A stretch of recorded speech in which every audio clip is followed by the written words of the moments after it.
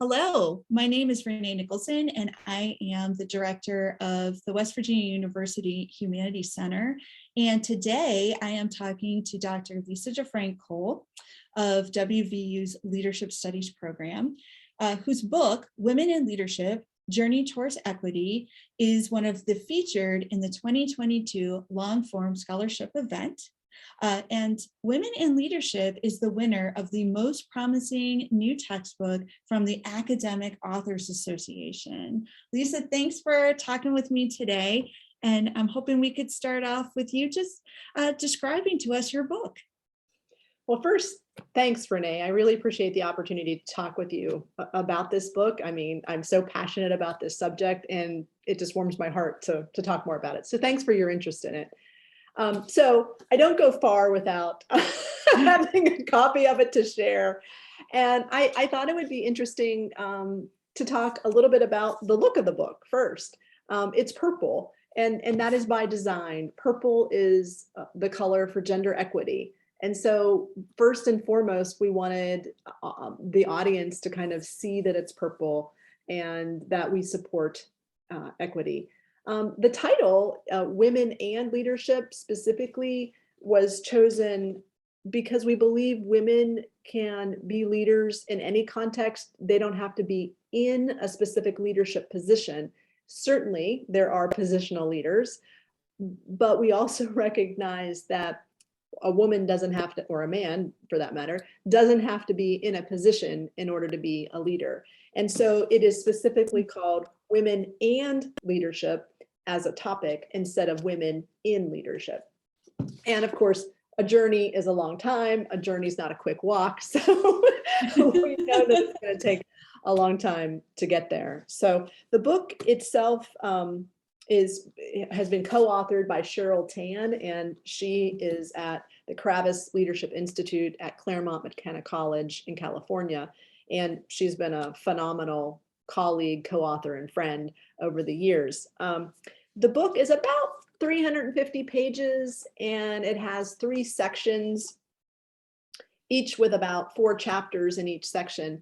We start off with a foundations section that talks a little bit about history, talks a bit about social construct of gender, and then we move into barriers and challenges to women leaders.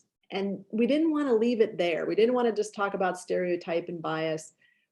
Our third section actually talks about the solutions, some possible solutions to the problems that women have faced in navigating leadership. So about 350 pages, and we really wanted to kind of talk not just about the barriers, but also solutions, but also talk about the foundational piece of history, because we didn't get here overnight, right? We got here based incrementally throughout time. And so we thought that was a good place to start. Yes, and from my understanding, this is really the first textbook that is focused on women and leadership, correct? Yeah. So, thinking about talking about this interview and this book, this particular book, when we started writing it, when we got our contract in 2018, there were no books on the market, no textbooks on the market about women in leadership. There were lots of edited volumes, and there were certainly mass market paperback books about women and leadership, but an academic textbook, there weren't any. And so we're just so proud to know that this is one of the first to come out that could be used in a traditional semester-long class. Cheryl and I used to cobble together resources about women in leadership, just articles and chapters and newspapers and different things to kind of teach a class on women in leadership. And we each had done it, and we talked about the resources that we were using. So when the opportunity came up to think about writing an actual textbook, we're like, wow, that would be amazing, because I think the old adage is write the book you would want to read. So It is, yes. So I would have loved to have taken a class on women in leadership as a student, and certainly as a faculty member, I love now having a textbook to use in such a class.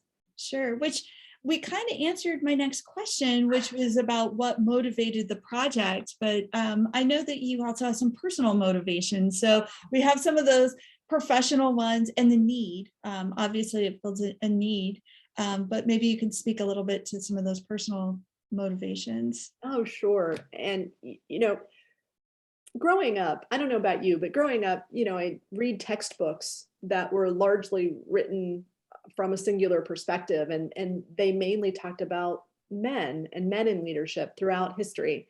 And I just didn't see women in those narratives. And I really want to see women recognized for the great work that they've done throughout history. And so we have a few historical pieces, some historical women as spotlights in the book. And, there's lots of women, but Wilma Mankiller, the first female chief of the Cherokee Nation, oh my gosh, what an amazing role she has had. Or Rosalind Franklin talking about, she's a scientist that helped discover DNA. There were so many stories that I wished I had known.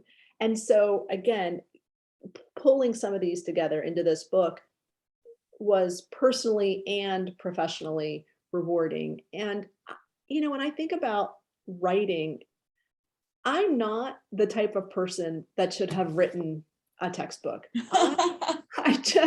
We've talked about this in the past, Renee, that I remember talking to you several years ago and saying, that's not me. I'm not a writer. I'm a professor. I could teach, but I'm not on a tenure track kind of line. I'm a full professor, but not tenured. And there just wasn't room in the timing, right? For teaching and research and service. Our research is none. We don't have to do it in this track. And I thought, well, I'm not exactly the type of person, academically speaking, in a track, like a tenure track person might have an expectation to do research and writing, but not in a clinical or service track. So there was that. But even deeper than that reason is I'm a low income first generation college student. And I came from a family, neither of my parents had gone to college when I started. My grandmother went to fourth grade. And I have to pinch myself sometime to think that I get the incredible fortune, the good fortune of being a college professor. And so the idea that where I started from and where I am now, and getting the opportunity to share my voice, the voice of the marginalized, the voice of people who don't often get books written about them or by them into the academy, it's just revolutionary in my mind. Because again, I feel like not only were women not recognized, but people who come from backgrounds that weren't educated backgrounds they're not usually the ones who are writing our textbooks. So it's just on such a deep personal level, coming from an immigrant family, both of my sets of grandparents on my mom's and dad's sides were immigrants to this country. I just feel remarkably proud of them and their sacrifices. And I feel kind of a fire inside that's burning to say, I have to honor their sacrifice and do the best that I can here with the opportunities that I've been given. So that is some of the personal motivation behind this book, in addition to the professional. Well, I thank you so much for sharing both sides of that. And I know at an institution with as many first generation students as we have, that is a very special and worthy aspect of this book. So thank you so much for sharing for our long form scholarship event 2022. You're welcome.